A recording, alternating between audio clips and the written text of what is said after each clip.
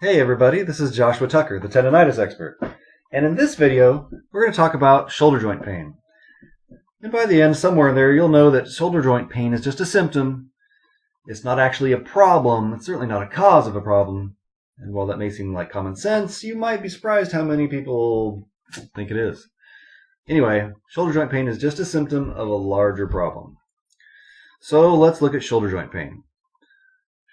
Shoulder overview. Bunch of muscle coming from all different directions, connecting to the bones around here.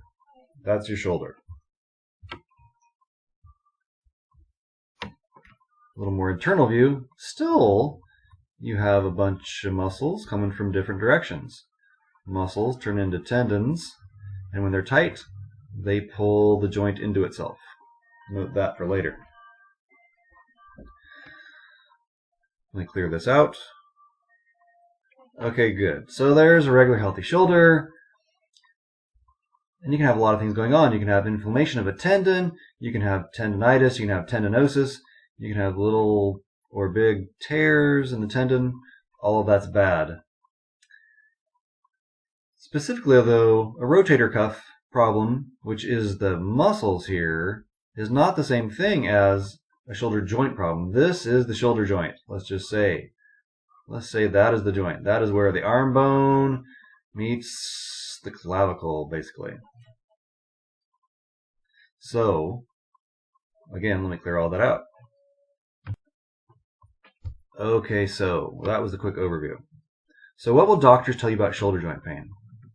Well, doctors will tell you that if you have shoulder joint pain, then you have a shoulder joint problem. Your joint, there's a problem there. If you have pain, shoulder joint hurts, must be shoulder joint problem. Hopefully, they'll do an MRI, probably an X-ray, but hopefully an MRI, because that gives you a very clear picture of what's happening with the joint. Maybe there's some arthritis evidence in there as far as wear and tear, reshaping of the joint, damage of the interior of the joint. That's all certainly a possibility. And if you have that, that's an issue. That's a thing. And that can be partially a cause of shoulder joint pain. But the focus, when talking with doctor, is all going to be on the joint itself. The joint will be the culprit. But what is shoulder joint pain actually? So let's go back to the picture. Let's clear this out. All right, so what is shoulder joint pain exactly? Well, obviously, the shoulder joint pain is just a symptom. Pain is a symptom. Clicking is a symptom. Decreased range of motion is a symptom. That kind of thing. So then we look at, well, what's the problem? What's causing the symptom? Again, your doctor isn't going to go that far. Your doctor is going to say, well, if your joint hurts, your joint's the problem. Again, maybe they'll do an MRI, and if they identify something in there, then they'll say that's the problem. But that's not even the problem. That is, again, a symptom. If there's evidence of arthritis, wear and tear damage inside the joint, that's still just a symptom of a larger problem. It didn't just magically happen.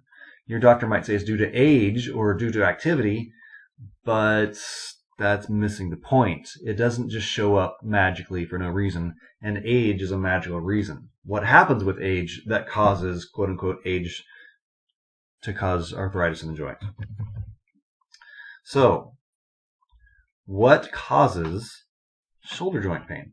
The cause, ultimately, is, I'm going to say, the tendonitis dynamic. And if you've seen other videos, you know that the tendonitis dynamic is made up of multiple factors. One is muscle and connective tissue tightness. 2 is inflammation process. And 3 is nutritional insufficiency.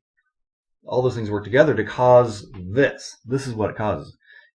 This tightness pulls the joint that way. This tightness pulls the joint that way. This tightness pulls the joint that way.